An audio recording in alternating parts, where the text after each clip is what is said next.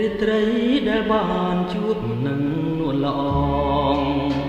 នៅបាត់នំបងមាត់ស្ទឹងសង្ការយើងទាំងពីរនាក់សេចក្ដីស្បត់ស្បាយក្រោមដួងព្រះខែពេញបរមីរៀមលូកដៃអោបក្រសោបកាយអូនរាត្រីស្ងាត់សូន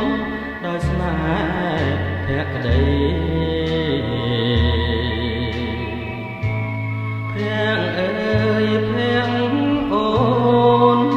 ញញឹមមានន័យប្រហើក្លិនស្រីជាប់នឹងដៃបងរាត្រីរនោចដូចផ្ដើមនឹកពើសល់តែតាវ៉ៅសសប់ឆ្លើយឆ្លងជុំនោះទៀងអូនដែលធ្លងសាសមនៅបាត់ដំបងមាត់ស្ទឹងសង្ការសូមផ្ដាំតាមទឹកយ៉ានឹកតាមខ្យល់ឲ្យឆ្លងនេះមុលវិលមករកស្នេហ៍ដូចរាត្រីកា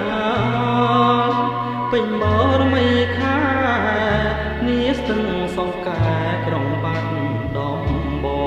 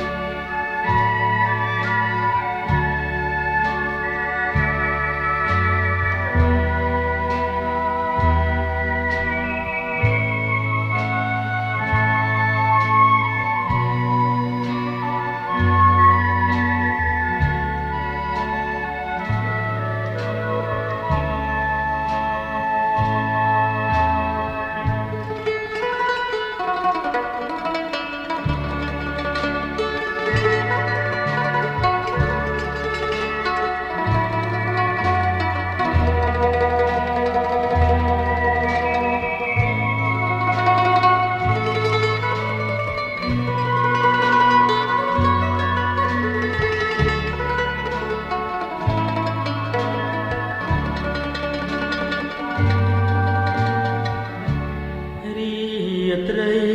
រនោចដូចផ្ដើមនឹកទៅសល់តែតាវ៉ៅសសប់ឆ្លើយឆ្លងជុំនោះទៀងអូនដែលធ្លងសាសមនៅបាត់ដំបងមាត់ស្ទឹងសង្ការសូមផ្ដាំតាមទឹកផ្ញើនឹកតាមខ្យល់ឲ្យឆោមនេះមុលមិនមករកស្នេហ៍ដូចរាត្រីកាល